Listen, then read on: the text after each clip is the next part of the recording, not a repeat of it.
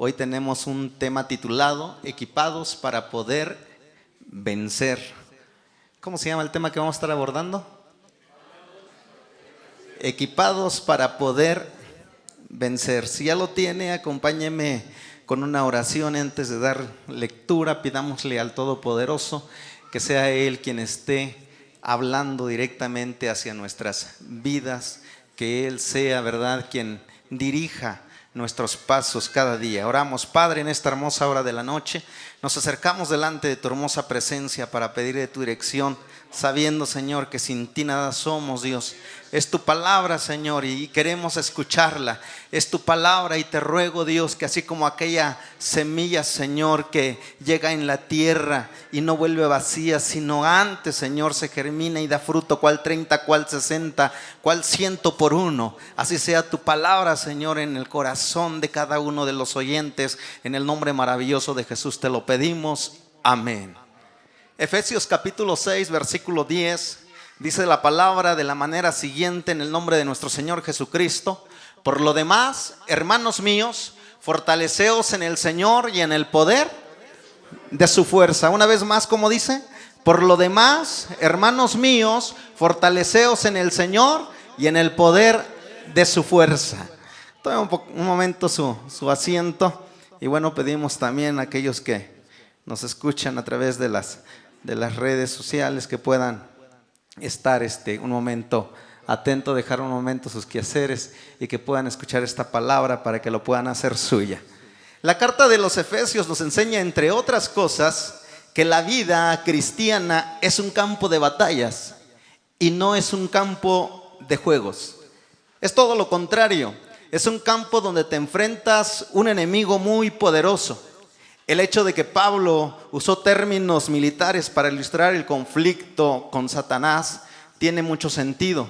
En aquel tiempo Pablo se encontraba encarcelado en Roma y afuera de su celda habían soldados romanos el cual lo estaban custodiando. El cuerpo de inteligencia de los Estados Unidos tiene un rol vital en operaciones militares. Le permite a los oficiales estudiar al enemigo para conocer y entender sus maquinaciones y así poder echar abajo los maléficos planes. ¿A qué nos enseña todo esto? Nos enseña que mientras no sepamos quién es el enemigo, dónde está y lo que puede hacer, no podremos vencerlos. Así que como cristiano es vital que conozcamos a nuestro enemigo. Y el cristiano, por consecuente, tiene 3 enemigos: el mundo, la carne y el diablo. ¿Cuántos enemigos tiene? ¿Quiénes son? El mundo, la carne y el diablo. El mundo se refiere al sistema alrededor nuestro que se opone a Dios. Allí se manifiestan los deseos de la carne, la vanagloria de la vida. La definición de la palabra mundo en términos generales es básicamente una sociedad separada de Dios. Segundo, la carne es la vieja naturaleza que hemos heredado de Adán, una naturaleza que no quiere saber ni pretende hacer nada espiritual para agradar a Dios.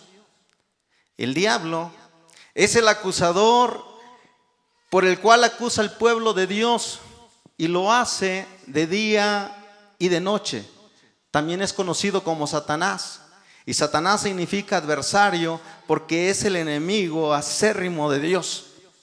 También es llamado el tentador, el homicida o el mentiroso. En la palabra de Dios también se le compara a un león, a una serpiente o a un ángel de luz. Y también se le reconoce como el Dios de este siglo. Pero ¿de dónde viene esta criatura espiritual que tanto se opone a Dios? Sea su obra. En la creación original, Satanás era Lucifer, que quiere decir el hijo de la mañana, de acuerdo con el profeta Isaías, escrito en su capítulo 14, versículo 12. Fue arrojado del cielo por su arrogancia, por su deseo de usurpar el trono de Dios. Hay muchos misterios con relación al origen de Satanás, pero lo que hace y a dónde va no es un misterio. Como Satanás es un ser creado y no es eterno, él está limitado en su conocimiento, en su actividad, a diferencia de Dios. Satanás no es omnipotente, no es omnisciente, tampoco es omnipresente. Entonces, ¿cómo es que él hace tantas cosas y está en tantas partes al mismo tiempo? La respuesta es que tiene una organización de ayudantes. Pablo los llama principados, potestades, gobernadores de las tinieblas, huestes espirituales de maldad. Está haciendo mención, si usted nota esto, está haciendo mención de un ejército de demonios que asisten a Satanás en sus ataques contra los hijos de Dios. Por eso nos insta en los versículos siguientes, versículos 11 y 12: vestíos de toda la armadura de Dios para que podáis estar firmes contra las acechanzas del diablo. Porque no tenemos lucha contra sangre ni carne, sino contra principados, contra potestades, contra los gobernadores de las tinieblas de este siglo, contra huestes espirituales de maldad en las regiones celestes. Una faceta importante en la vida del cristiano, sin duda alguna, es la batalla espiritual. Y por la misma razón, el cristiano debe de estar equipado para poder vencer. Pero ¿cómo debe equiparse? Esa sería la pregunta: ¿cómo debe de equiparse? Pablo nos da algunos consejos que nos va a ayudar a equiparnos para vivir una vida en victoria. Y el primer consejo que nos sugiere está escrito en el versículo 10, donde dimos lectura: fortaleceos en el Señor y en el poder de su fuerza. Se dirige directamente a la iglesia del Señor. Se dirige directamente a aquellos que conocen de Dios. Y por eso los habla de una manera muy querida, diciendo: hermanos míos. Note esto. Él habla diciendo: hermanos míos, fortaleceos en el Señor y en el poder de su fuerza. La expresión fortaleceos en el Señor y en el poder de su fuerza nos recuerda nuestra débil humanidad. Qué fácil nos quebramos ante las dificultades. Qué fácil cedemos ante las tentaciones que se nos presentan. Eso solamente nos habla de nuestra fragilidad humana. Nos recuerda también esta misma palabra que separado de Dios nada podemos hacer. Y por eso la recomendación: fortalécete en el Señor. Ya sabes que no puedes por ti mismo, ni por tus fuerzas, ni por tu intelecto. Si no lo logras de esta manera, entonces fortalécete en el Señor, porque separado de Él nada puedes hacer. Es en el Señor que somos fuertes, es en el Señor que somos capaces. El profeta Isaías, en el capítulo 40, en el versículo 29, 30 y 31, él hace mención diciendo: Él da esfuerzo al cansado y multiplica las fuerzas al que no tiene ninguna. Incluso refiere en el versículo 30, dice: los muchachos se fatigan y se cansan. Por si alguno quizás llega a mencionar y decir: bueno, los jóvenes pues tienen tantas fuerzas, ellos lo pueden lograr. No, hombre, yo tuviera la fuerza de su juventud, yo también haría esto y haría aquello. Pero aquí el profeta dice: los muchachos se fatigan, los muchachos se cansan, los jóvenes flaquean, los jóvenes caen. Entonces nos enseña que no es por las fuerzas. Versículo 31 dice: pero los que esperan a Jehová tendrán nuevas fuerzas, levantarán alas como las águilas, correrán y no se cansarán, caminarán y no se fatigarán. Y por esto podemos decir: todo lo puedo en Cristo que me fortalece. Es como Pablo agrega esta palabra: si he podido mantenerme de pie, si he podido seguir avanzando, si aún sigo hablando, estando dentro de estas celdas, no es porque soy fuerte, Fuerte es el que sostiene mi brazo. Fuerte es el que está conmigo, el que me consuela, el que me dice que sí se puede, el que me dice que no pasa nada, el que me da un abrazo y me hace sentirme seguro, el que me llena de esperanzas. ¿Cuántos dan la gloria a Dios?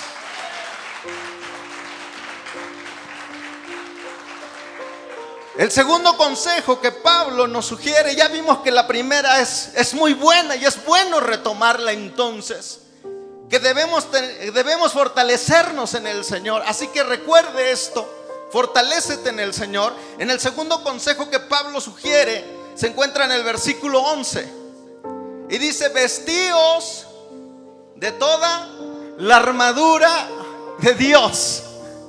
¿Verdad?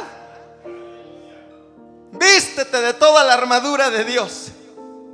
En el versículo 13 hace hincapié diciendo: tomad toda la armadura de Dios. Toma toda la armadura de Dios. No dejes ni una fuera. Toma todas, tómala. La armadura de Dios nos muestra la poderosa provisión para el cristiano. Vestirnos de la armadura es hacer nuestro lo que Cristo ya conquistó en la cruz del Calvario, y por eso en Él somos más que vencedores. Si Dios es con nosotros, ¿quién contra nosotros? Esa revelación permite al cristiano estar firme contra los ataques del diablo. Conscientes de esta realidad, es que debemos de apropiarnos de lo que Dios nos ha dado. En los versículos 14, 15, 16 y 17, básicamente se describe la vestimenta del soldado romano, y cada uno de sus componentes recibe una aplicación espiritual. Por ejemplo, empezando desde el versículo 14, nos habla de que debemos de ceñir vuestros lomos con la verdad.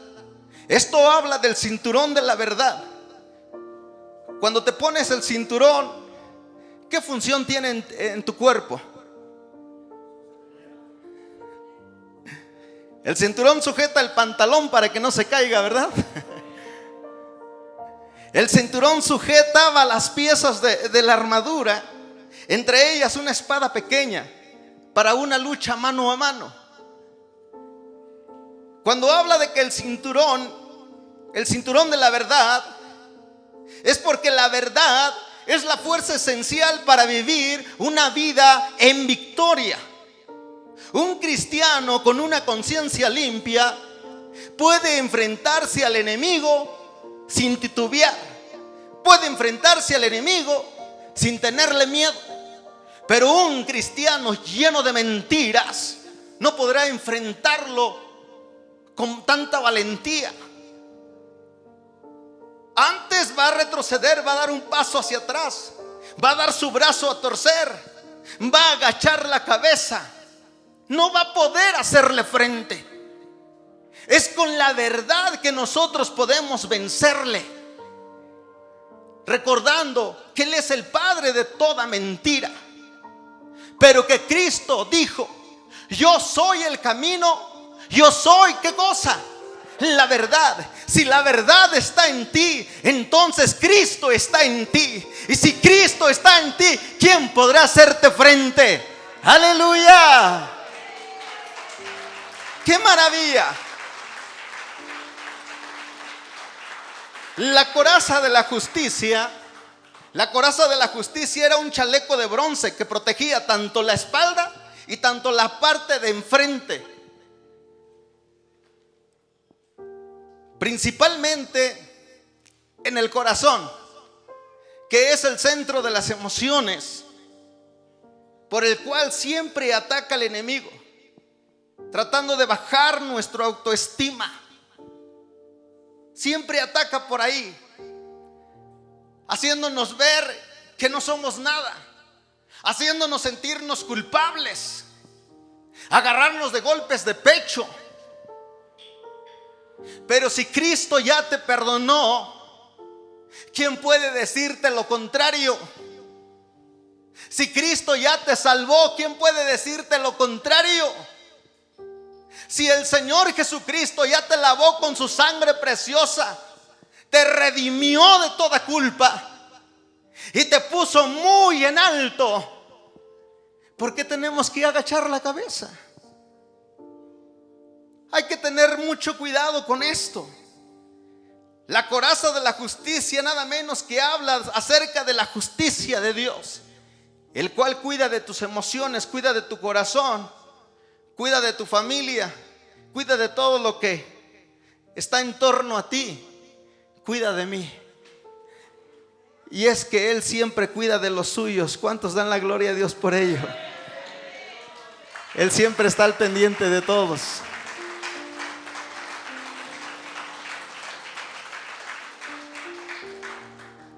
Y el calzado del evangelio, el calzado del soldado era un calzado muy especial. No era cualquier calzado, era un calzado muy especial que le permitía estar en el campo de batalla, que le permitía luchar libremente. El calzado que lleva el cristiano es el calzado que menciona en la palabra del Señor, el calzado del evangelio, que esté presto para compartir la palabra a donde quiera que vaya, con su estilo de vida. ¿Me explico? En muchas ocasiones no es necesario hablar, sino tomar cierta actitud que demuestre que Cristo vive en ti. Porque los hechos suelen ser más fuertes que nuestras propias palabras. El escudo de la fe, un escudo es el arma defensiva activa, utilizada para protegerse de las armas ofensivas. Pero escuche, al mismo tiempo era para abrirse paso. El enemigo ataca con insultos que van con la intención de causar daños muy severos. Pero bueno es que le creas a tu maestro, bueno es que le creas a tu Señor, bueno es que deposites en Él tu confianza, porque aquel hombre cuya confianza está depositada en el Señor no será defraudado. Pero aquel cuya confianza está en el hombre será decepcionado. Por eso la palabra mismo dice: maldito el hombre que confía en el hombre, mas bendito el hombre cuya confianza está puesta en su Señor. Aleluya. Así que confíe plenamente en su Señor, regálele un voto de confianza y verá que no será defraudado. El yelmo de la salvación, otra armadura. El yelmo de la salvación era un casco que protegía la cabeza y el rostro del guerrero. El yelmo de la salvación cuida tu mente y combate los malos pensamientos. Vaya con esta mente cuando no es entregado a Cristo. ¿Qué cosas turban en ella? ¿Qué cosas angustian en ella? ¿Qué cosas nos lleva a un desempeñadero tremendo con la mente? Pero cuando la mente está ocupada por Cristo, cuando en la mente se vuelve el trono de Dios y establece su reino, entonces esta mente se vuelve una dinamita total. Tremendo con esta mente, porque esta mente, déjame decirte que de un pensamiento se hace cosas grandes, cosas extraordinarias. Por ejemplo, aquella mujer que sufría flujo de sangre, cierta ocasión lo vio el maestro ahí con la gente, con la multitud, y cuando vio a Jesús, dijo esta mujer que ya tenía algunos 12 años sufriendo de esta terrible enfermedad, dijo: si tan solo yo tocar el borde de su manto, seré sana. Si tan solamente yo tocar el borde de su manto, seré libre de este azote, seré libre de esta enfermedad. Si tan solo tocar el borde de su manto. Fue un pensamiento, lo pensó, pero de este pensamiento lo llevó a una acción. De esa acción que nació de un pensamiento se hizo una realidad, porque cuando esta mujer tocó el borde del manto del maestro salió poder que liberó a aquella mujer, poder que sanó a aquella mujer, poder que redimió a aquella mujer.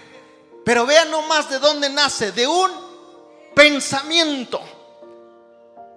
Cuando el enemigo llega a nuestras vidas y dice: no vas a poder con esto, te voy a arruinar, estás acabado. Y si tú te la crees, pues estás acabado, porque ya depositaste en él tu confianza, porque ya le permitiste que se filtrara aquí en el pensamiento. Y por eso es necesario el yelmo de la salvación. Es necesario ese casco que guarda, que protege la mente. Así que en la mente usted no le dé la oportunidad del diablo para nada. Para nada. Ocupe esa mente, ese pensamiento en el Señor.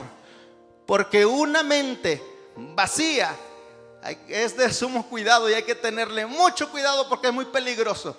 Una mente vacía puede ser una mente abierta para Satanás.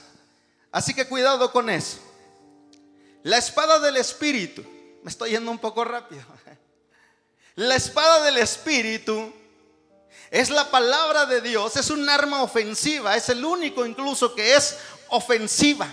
Todas las demás son defensivas, pero esta arma es ofensiva. Es el arma que está sobre todo, porque esta arma es un arma de conquista. Es un arma de avance, donde no pide siquiera permiso para poder atravesar, donde no pide permiso para poder avanzar. O te quitas o te quitas. Es un arma de victoria. Y es muy bueno. Es mucho mejor este arma que una espada física.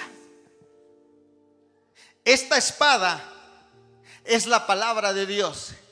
Y esta espada es más cortante que una espada de doble filo.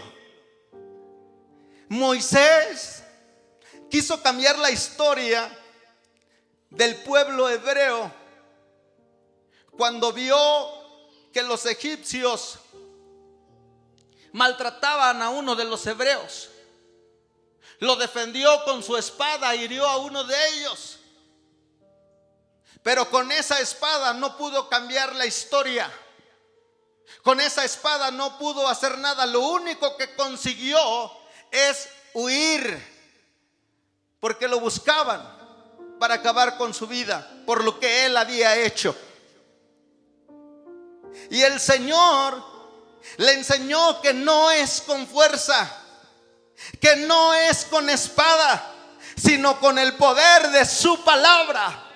Porque la palabra dada por el Señor fue como pudo sacar a su pueblo de la esclavitud de Faraón en Egipto. ¿Cuántos dan la gloria a Dios? La espada física, cada vez que lo usa, se acaba su filo, ¿sabe? Pero la espada espiritual, cada vez que tú lo usas, le sale más filo y se vuelve más poderosa en tus manos. Así que usa esa palabra, usa esa espada que es la palabra de Dios. Léela, no te apartes de ella. Le dijeron a Josué: lee esa palabra, escudriña esa palabra, no te apartes de ella. No te apartes, porque si tú la lees, si tú la meditas, si tú la guardas, todo lo que hagas, harás prosperar tu camino y todo te saldrá bien. ¿Cuántos dan la gloria a Dios? Aleluya.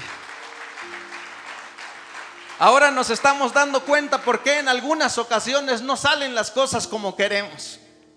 Porque nos ha faltado alimentarnos de la palabra. Nos ha faltado hacer esa palabra viva en nosotros, encarnarla en nuestro corazón. No tan solamente llevarla como un amuleto, sino que tenerla presente, practicarla cada día. Y entonces aquella palabra hará que seamos personas prósperas. Aleluya. Qué hermoso. Termina el apóstol Pablo con algún otro consejo. Bien podría a lo mejor terminar aquí, porque pareciera que ya son todas las herramientas, las armas que está dando el cristiano para que pueda equiparse y, tomando esto en cuenta, pueda vencer cualquier obstáculo que se le presente en la vida. Sin embargo, no lo termina con esto. En el versículo 18 de Efesios capítulo 6, aleluya.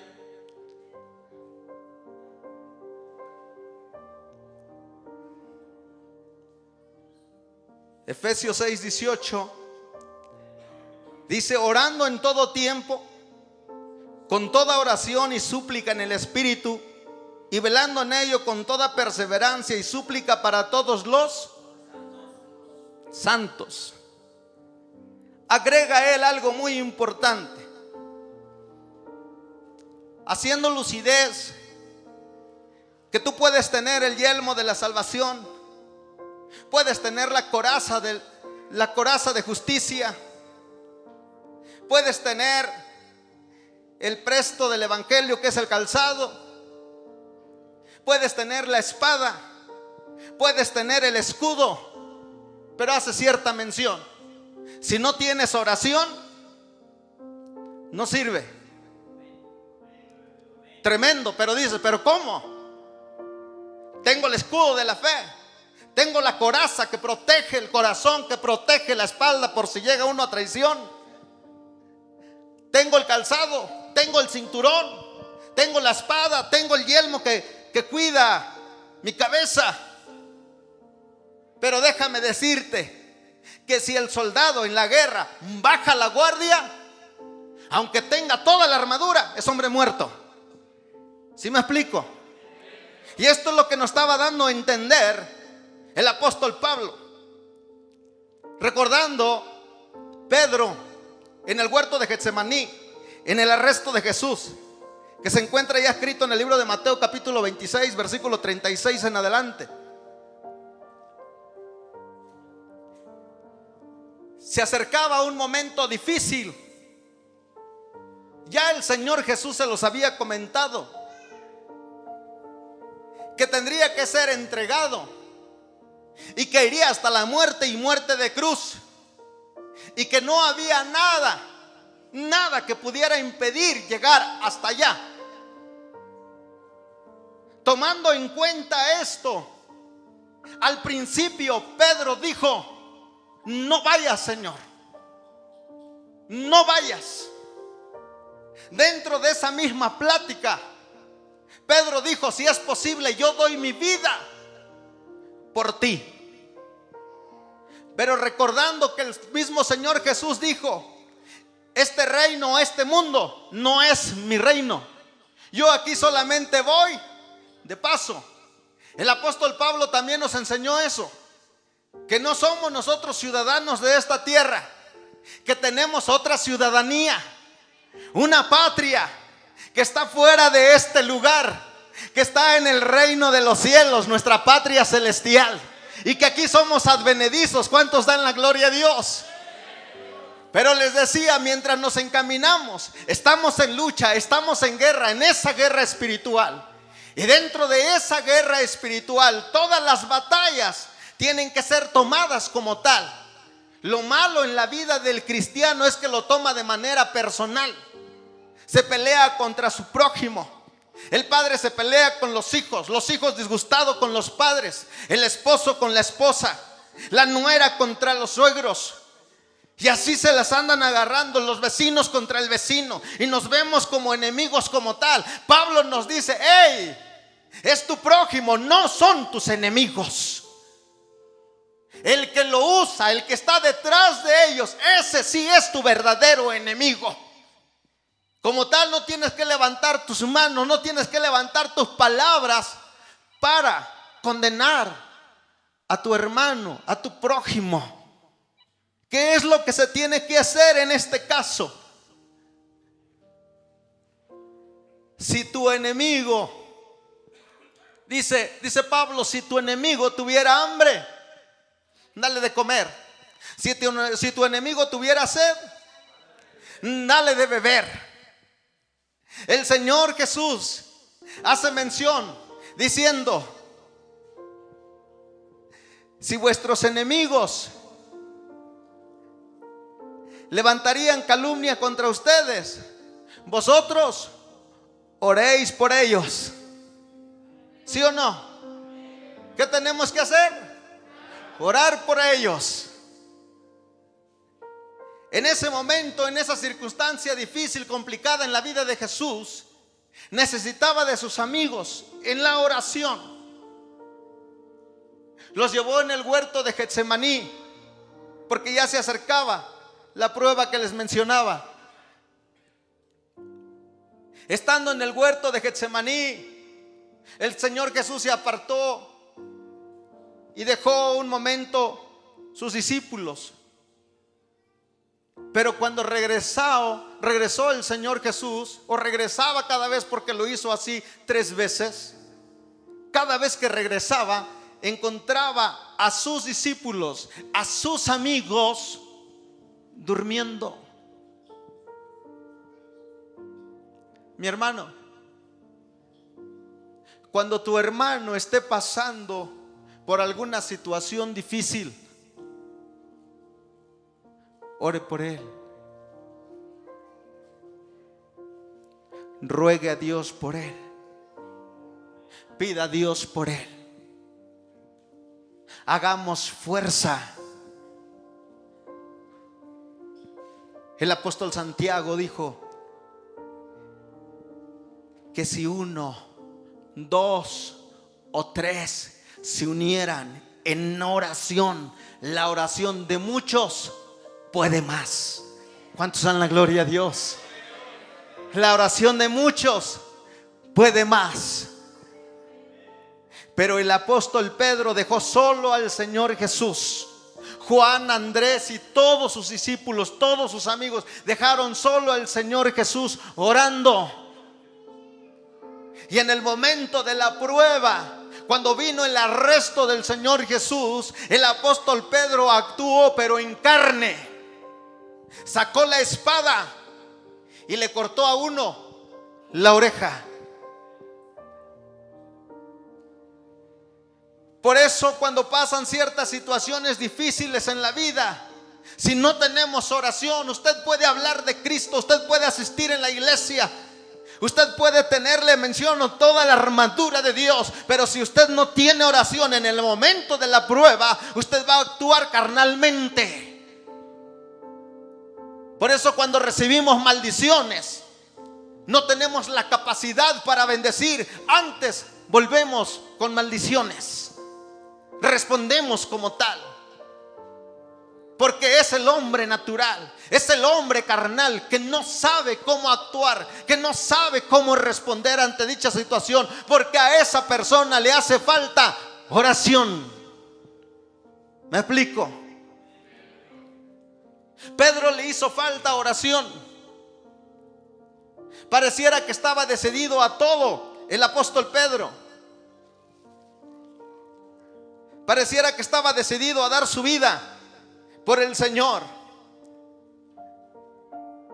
Pero más adelante, en los versículos 69, 74, 75 del capítulo 26 de Mateo,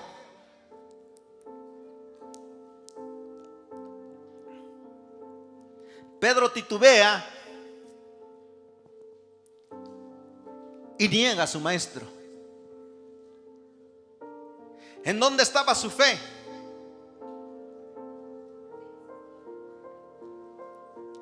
¿En dónde estaba el calzado del presto del evangelio? Porque Pedro lo tenía todo. Tenía fe, estaba protegido, se sentía seguro.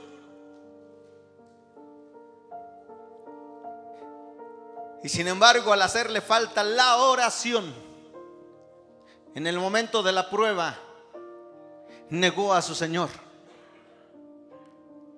En el momento de la prueba se retractó y no pudo mantenerse firme en el camino del Señor. Si no tenemos oración,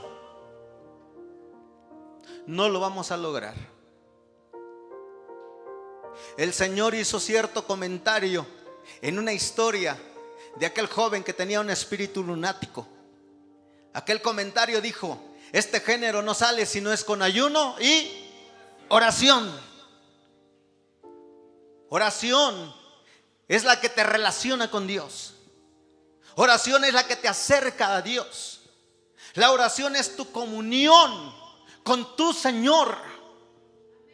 En la oración es donde entras en intimidad con Dios. En la oración eres revestido de sus fuerzas.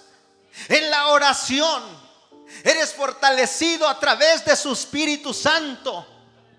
En la oración eres confortado. En la oración hay seguridad. En la oración hay esperanza. En la oración hay presencia de Dios. Ese espíritu que te envuelve, que te hace sentirte pleno y con tanta confianza, solamente en la oración lo podemos obtener. Es en la oración. Sin embargo, quizás igual que Pedro, nos da pereza orar y nos dormimos. Y con unas breves palabras de algunos cuantos segundos, porque no llega ni un minuto, queremos que nuestros problemas se solucionen. Queremos que nuestras finanzas se solucionen. Queremos que haya sanidad. Queremos que nuestros vecinos se conviertan a Cristo. Así no vamos a solucionar nada.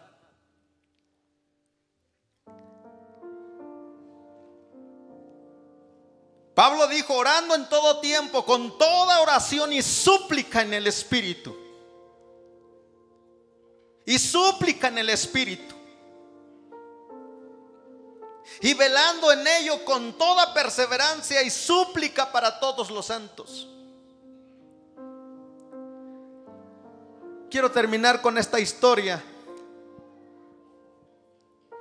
que relata ya en el libro de Éxodo capítulo 17 versículo 8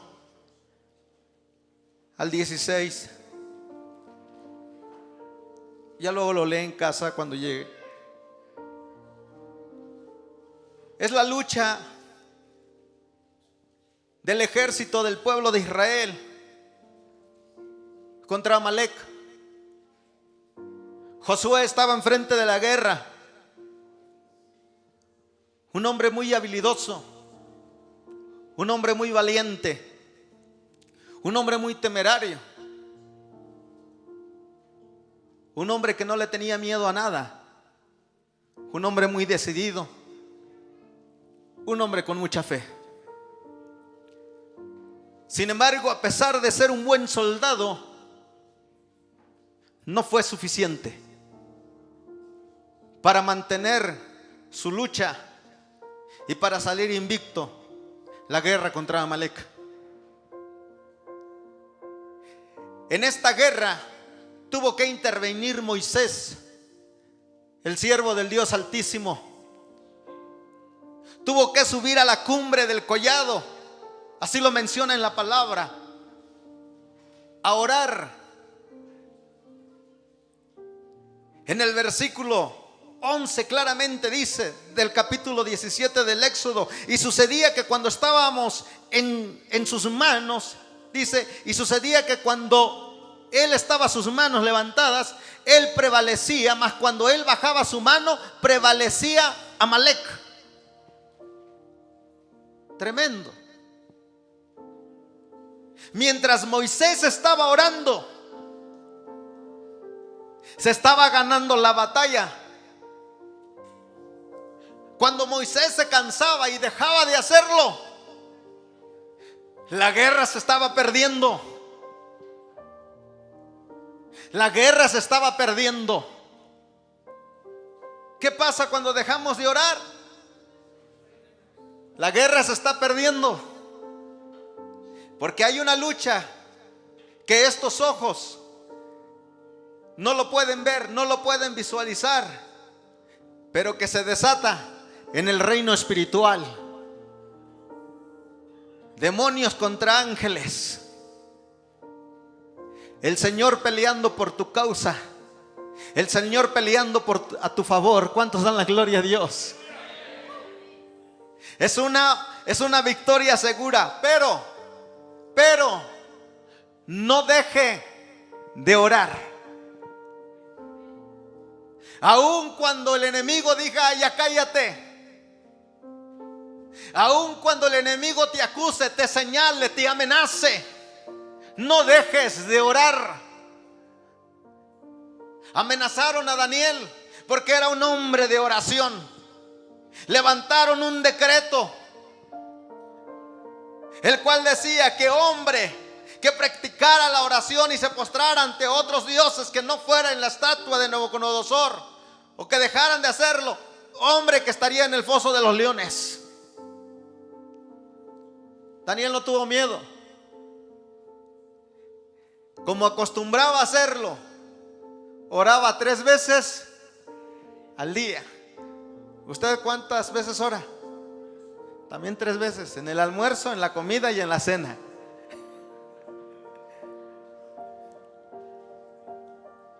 No, eso tiene que ser aparte. Tiene que ser especial. Oiga lo que le voy a decir. La oración no libró a Daniel de que lo echaran en el foso de los leones. El Señor permitió que Daniel fuera echado en el foso de los leones, pero solo para un propósito: para que el nombre de aquel que es sobre todo nombre fuera glorificado. Porque dentro de ese foso de los leones, el Señor envió a su ángel para que no acabaran con la vida de Daniel. Pobrecito de los leones, hombre. Tenían tanta hambre, se quedaron con las ganas de tragarse a Daniel. Los enemigos de Daniel se quedaron con las ganas de haberlo muerto, de verlo acabado. Cuando tú tengas la oración en tu vida, tus adversarios se van a quedar con las ganas de verte destruido, porque el Señor ya aseguró tu victoria.